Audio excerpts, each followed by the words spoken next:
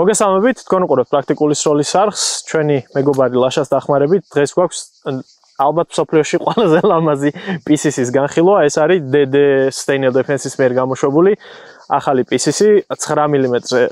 როგორც გვჩვევია ხოლმე, თავდაპირველად განვიხილავთ მის გარეგნულ ნაწილებს, შემდეგ ვნახავთ რა ხდება შიგნით და ბოლოს უკვე შევაჯამებთ ჩვენს პრაქტიკულ გამოცდილებას. დღეს საკმაოდ ბევრი სახეობის ვაზნა ვისროლეთ და ორი სიტყვა ამ თემაზე უკვე გვეთქმის. რაც უნდა ითქვას ამ იარაღზე, ზოგადად Staniel Defense-ის თითქმის ყველა იარაღი, რაც ბაზარზე ჩვენთანაც და დასავლეთშიც იყიდება, გამორჩეული არის ყოველთვის მისი ვიზუალური მხარით და ასევე ხარისხით. ამ შემთხვევაშიც ვეჭვობდით, რომ PCC-ზეც ეს გამონაკლისი არ გვექნებოდა, რადგანაც ეს ახალი გამოსულია ეს იარაღი და ჩვენმა მოლოდინებმა რა თქმა უნდა გაამართლა. გარეგნულ ნაწილს რაც შეეხება, რა თქმა უნდა, თვითონ ეს AR-ის ბაზის მსგავსად არის გაწყობილი, უბრალოდ მისი მჭიდის მიმღები გათვლილი არის Scorpion-ის მჭიდებზე, კონდახს სახელურს ასევე ეგრეთ წოდებულ handguards და ვერტიკალურ სახელურს რაც შეეხება, ის არის სტანდარტული, რაც DD-ს AR-15-ებზე გვაქვს. ამ კონდახთან, ანუ ასე ვთქვათ, კონკრეტულად ინდივიდუალურად პრობლემები გვაქვს განსაკუთრებით წვერიან ხალხს, რადგანაც ჩაყოლა იცის. მორგების მხრივ ძალიან კარგი კონდახია, მაგრამ ამ პრობლემის გამო ხშირად ვცვლით ხოლმე ამას, ხოლო სახელურს რაც შეეხება, ვისაც ცოტა გრძელი თითები გვაქვს, იმათთვის ძალიან მეტი სივრცე რჩება და ძირითად შემთხვევაში ამ სახელურსაც ვცვლით ხოლმე. რაც შეეხება ლულის სიგრძეს, დღევანდელი ჩვენი მოდელი რაც არის, ეს არის 8.3 ინჩის სიგრძეში და შესაბამისად handguard-იც აქვს მოკლე. Staniel Defense უშვებს ასევე გრძელ ლულიან ვარიანტსაც, 16 ინჩიან ვარიანტს. რეალურად ჩვენმა ვაზნების გამოცემმა გვაჩვენა ის, რომ 16-სა და 10-ს შორის სიჩქარეში სხვაობა ფაქტიურად არ არის და ჩვენ შემთხვევაში ხა 8.3 სიგრძის ლულა გვაძლევს იმას, რომ ეს იარაღი არის ძალიან კომპაქტური, თუმცა ჩვენს კანონმდებლობაში ჯდება და ჩვეულებრივ ფორმდება ტარების უფლებით. მივყვეთ ახლა თანმიმდევრობით, ანუ სტანდარტული ბუფერის მილი არის, ეგრეთ წოდებული მილსპეკი. კონდახზე მე უკვე თქვი რაც აყენია სახელურზეც, რაც შეეხება lowers. უკანა მხარეს დამატებული აქვს ეგრეთ წოდებული QD სამაგრი და ამ შემთხვევაში ასეთი იარაღებზე, მოკლე იარაღებზე ერთ-ერთიანი ღვედის გამოყენება ძალიან მოსახერხებელია, მათი კომპაქტურობიდან გამომდინარე. მცველი სელექტორი აქვს ორმხრივი სტანდარტული, ის რაც სტანდარტულ DD-ს კარაბინებზე არის. სასხლეტი მოყვება მილსპეკი, რომელიც რა თქმა უნდა შეცვლას საჭიროებს და მასზე მიდის სტანდარტული არის სასხლეტები. სასხლეტის დამცავი ამ შემთხვევაში DD-ს AR-15-ისგან განსხვავებით არის მთლიანი ალუმინის და მჭიდის მიმღები მე როგორც გითხარით გათვლილია იმაზე, რომ მასში ასე ვთქვათ Scorpion-ის ჩეზე Scorpion Evo-ს მჭიდები მიდიოდეს. შახტა თვითონ აქვს ოდნავ უფრო მეტი გაფართოებით და თვითონ ფორმა ისეთი აქვს მიღებული, რომ ესე თითის დასასვენებლად ეს გამოწეულობა გვეხმარება ძალიან. თვითონ ეს შახტის გაფართოებაც იმაზე მეტყველებს, რომ ამ მორგებაზე, ასე ვთქვათ, მჭიდის მორგებაზე ნაფიქრია, რადგანაც ეს გაფართოებული შახტა გვაძლევს იმ საშუალებას, რომ სწრაფად გადავტენოთ ეს იარაღი. რაც შეეხება ხა კონტროლის ღილაკებს, ასე ვთქვათ, მცველი ორმხრივი აქვს თქვი, საკეტის შემაყოვნებელიც და მჭიდის მოხსნელიც არის ორმხრივი. ეს ტრენდი, რა თქმა უნდა, განსაკუთრებით საციამსრულებისთვის მნიშვნელოვანია, რომ ორივე მხრიდან შეეძლოთ მათ როგორც საკეტის შეყენება, ასევე მჭიდის მოხსნა, თუმცა მე მხოლოდ მემარჯვენე მსროლელებისთვის მაინც ოდნავ ასე ვთქვათ ზედმეტ დამატებად ვთვლი, სუბიექტურად, იმიტომ რომ არის ყოველთვის საფრთხე, რომ ღვედით ტარების დროს იარაღზე შეიძლება ღილაკზე დაგვეჭიროს. მიუხედავად იმისა, რომ ეს ღილაკი ჩაძირულია და ოდნავ ასე ვთქვათ დამცავი მას გარშემო კონსტრუქციულად აქვს გაკეთებული, მაინც ამის შანსი არის. ერთი ოდნავ რაც არ მომეწონა არის ის, რომ გამჭოლად არის ეს მჭიდის მოსახსნელი ღილაკი და თითქოს რო აკვირდები, ცოტათი მეტი სივრცე არის მასში. რა თქმა უნდა, ესეც თეორიულად შეიძლება რაღაც მცირედი დაბინძურების გამო ეს ადგილი გაიჭედოს და ეს უბრალოდ აი საველე ტესტირების დროს და დროთა განმავლობაში სანახავია. რა თქმა უნდა, ეხა ეს არ არის საბრძოლო იარაღი და გადამწყვეტ მნიშვნელობას ამას არ ატარებს, თუმცა პირველი ასე ვთქვათ წვრილმანია, რაც თვალში მოხვდება. Lowers რაც შეეხება, აქ მთავრდება lower-ის ყველა ნაწილი ვთქვით. რაც შეეხება ეხა upper-ს. Upper-ი ამ შემთხვევაში, არასტანდარტულია, რა თქმა უნდა, ეს გათვლილია კონკრეტულად ამ მოდელის იარაღზე დამზადებული. ასევე თვითონ პიკატინის რელსა და upper-ის ქვედა ბლოკს შორის დაშორებაც არის ოდნავ უფრო მაღალი, თვითონ იარაღის სპეციფიკიდან გამომდინარე და აქეთ ამ მხარეს ერთი რაც თვალში გვხვდება არის ეს რკინის ჩანართი. ეს რკინის ჩანართი რეალურად არის მასრების ამომგდები, რომელიც ასეთ სისტემაზე თავიდან დამავიწყდა თქმა და ეს არის სტანდარტული blowback-ი, ანუ ჩვეულებრივად თავისუფალი საკეტი გასროლის უკუცემით.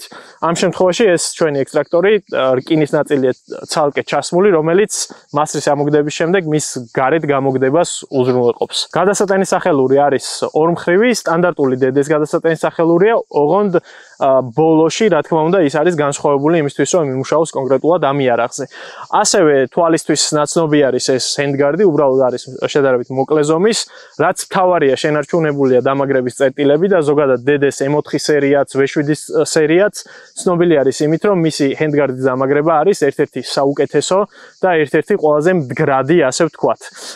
თვითონ handguard-ზე გვაქვს თავის DD-ს გადამყვანი, ასე ვთქვათ, რაზეც მაგრდება QD წერტილები და ჩვენ შეგვიძლია ეს როგორც მარჯვენა, ასევე მარცხენა მხარეს გადავიტანოთ და ამ იარაღის მთავარი ღირსება, რაც არის, ეს არის ლულა, ჩვენ სკელი ლულების, ასე ვთქვათ, ქება დიდება გვაქვს ხოლმე ვიდეოებში და ამ შემთხვევაშიც PCC-ზე 9 მმ-იანი ცივად ნაჭედი უჟანგავი ფოლადის სკელი ლულა ნიშნავს იმას, რომ ჯერ ჩვენ გავწვდებით და მერე გაწვდება ეს იარაღი. რაც შეეხება ლულის დაბოლოებას, სტანდარტული ხრახნი არის ამაზეც, ანუ ნებისმიერი ER-ის მსგავსი კომპენსატორები 9 მმ-ზე გათვლილი მასზე წავა და ამ შემთხვევაში დაყენებული არის DD-ს თავისებური, ეგრეთ წოდებული გაუმჯობესებული AOR-ის სტილის ალმქრობი, რომელსაც უკანა მხარე ამოვსებული აქვს და ოდნავ ეხმარება ეს უკუცემაში.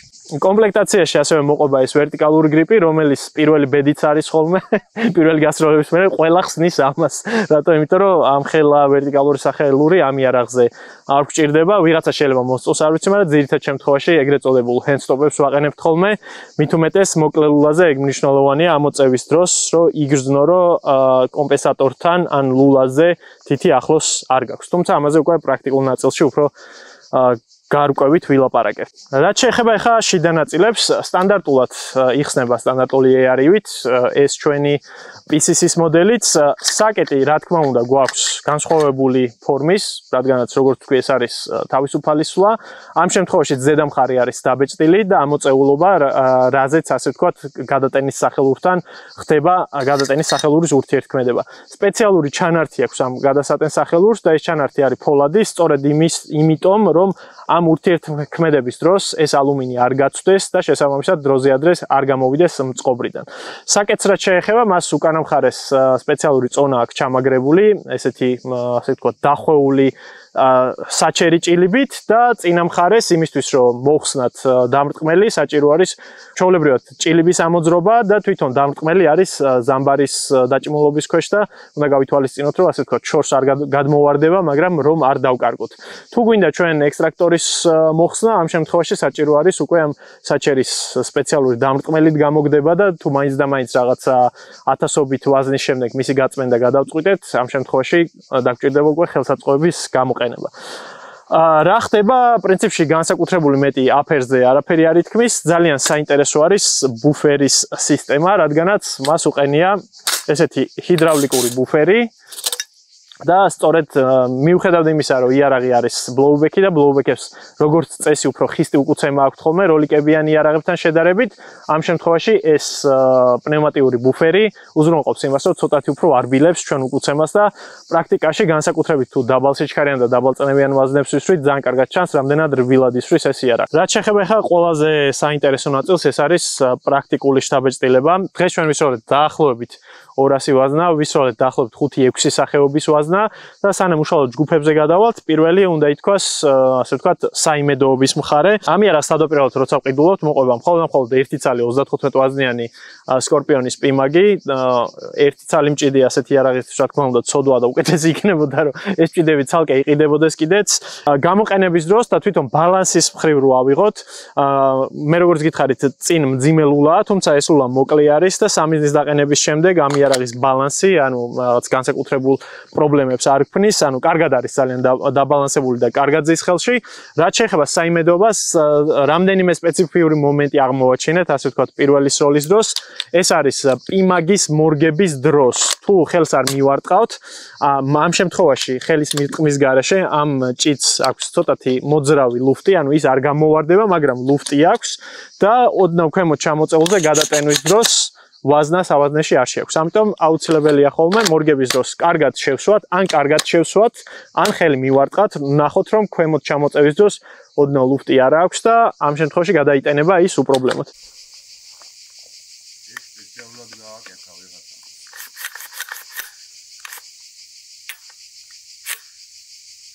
შესვავ და არ მიარტყო. ის ლუფტი აქვს და ქვემოთ ჩამოწეულზე არ აწოდებს. თუ შესვავ და მიარტყავ, მერე ლუფტი აღარ აქვს და აწოდებს. რაც შეეხება თვითონ ჩეზეს მჭიდებს, ეს არის ჩეზე USA-ის 20 ვაზნიანი მჭიდი, ამას ეს პრობლემა არ აქვს და უფრო კარგად ჯდება და ფიქსირდება, ანუ მირტყმის გარეშეც კარგად ფიქსირდება. ერთადერთი შეფერხება გქონდა ჩვენ CBC-ის ვაზნებზე, რომელიც ამ შემთხვევაში დავაბრალეთ თვითონ ამ CBC-ის ვაზნებს, კელტექსებს გქონდა ხოლმე ამ ვაზნებზე შეფერხება და მას შემდეგ რაც Cellier-Bellows 124 გრეინიანები ჩავტენეთ, ამ მჭიდმა იმუშავა უპრობლემოდ. ამიტომ ჯერჯერობით ეჭვი რჩება ისევ CBC-ს ვაზნებს. ეს არის ჩეზე 20-იანი, ეს თავისუფლად არ შედის, თუ არ მიარტყი და რომ მიარტყავ ეგრევე ზის. ლუფტი არ აქვს. ანუ სკაფს როგორც კი გაიგებ, ეგ არის. აბა ვისო.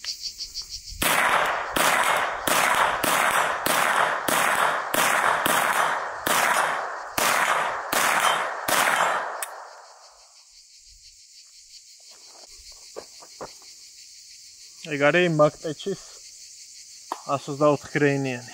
მოიცა, ბოლო ვაზნა თუ არა ეგ ნახოთ. არა, ბოლო არა.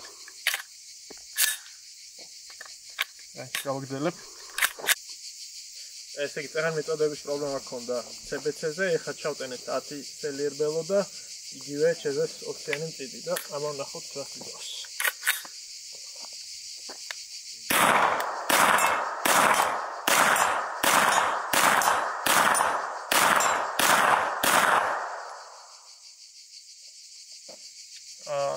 ეს ბეზე უკუცემა აშკარად მეტი აქვს რა, სიჩქარეც მეტი აქვს და უკუცემაც მეტი აქვს. იგივე მჭიდი უბრალოდ გადატენვის დროს ჩააყირავა. რატო ჭედავს ამ მჭიდზე? თუ რომ გამოშვებ ქარხანას, მოკითხვა ცხელი თბილისიდან. სხვა დანარჩენ ვაზნების სროლის დროს არანაირი შეფერხება არ ქონია. ვისროლეთ ასევე 10 ვაზნიანი მჭიდითაც, 30-იანითაც, 20-ითაც და რავი, ეს იარაღი მუშაობს უპრობლემოდ. ძირითადად ვისროლეთ 124 გრეინები და ასევე რამდენიმე 115 გრეინი.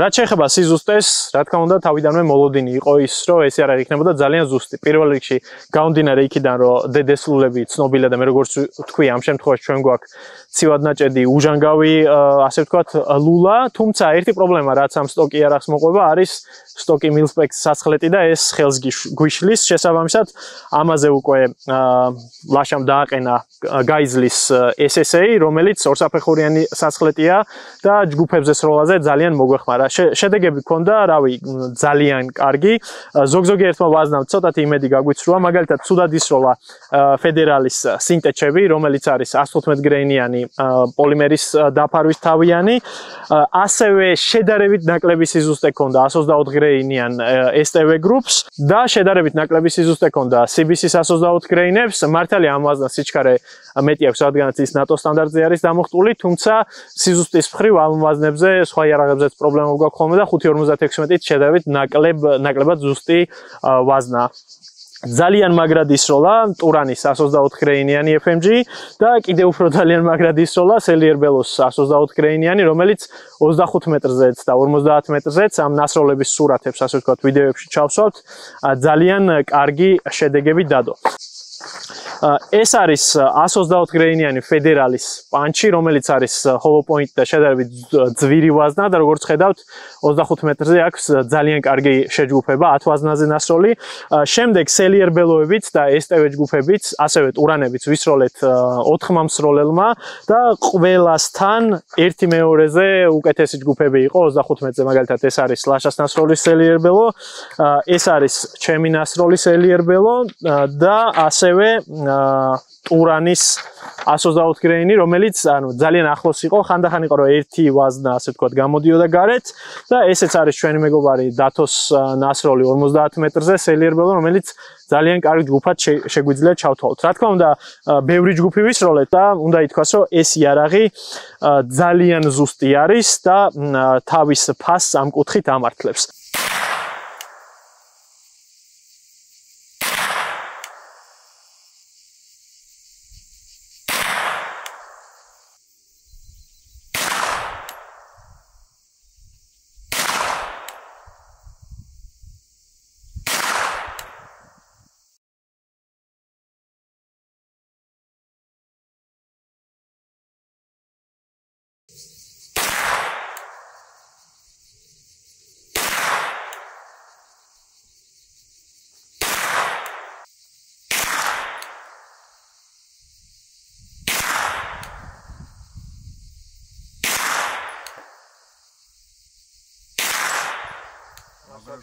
Вообще на кукуце. На бальцона. А, ეგ 115-ია? მაგრამ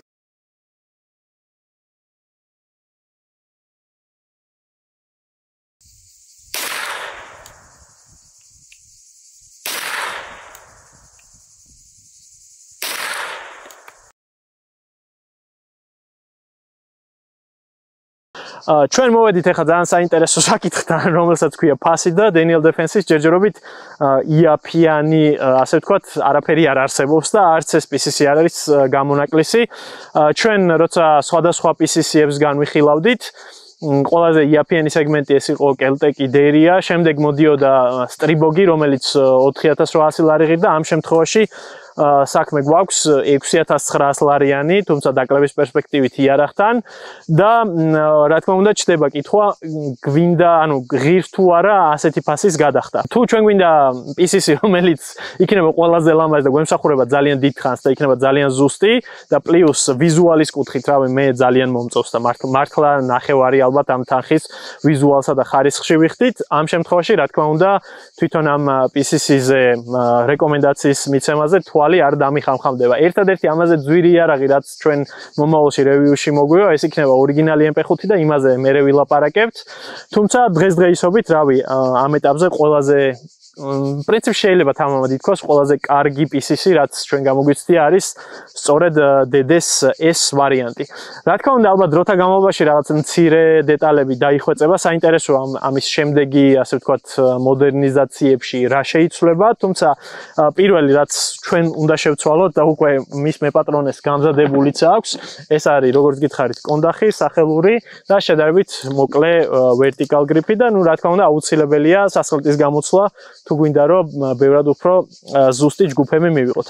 საბოლოო ჯამში, პრინციპში ყველაფერი ვთქვი და კიდევ ერთხელ გავიმეორებ, DDS PCC-მ თავისი მოლოდინები გაამართლა, არ გაამართლა ფასის კუთხით, თუმცა ხარისხის მხრივ მართლა ძალიან კარგი იარაღია. მადლობა ლაშას რომ მომცა საშუალება ძალიან საქართველოს ძალიან მალე ჩამოსვლისთანავე გადაგვეღო ეს იარაღი და ჩვენ რავი, შემდეგი 9 მმ-იანი, რომელზეც ჩვენ ვისაუბრებთ, ეს ვიდეოები თანმიმდევრობით არ იქნება, თუმცა მომავალში იქნება ორიგინალი MP5-იც.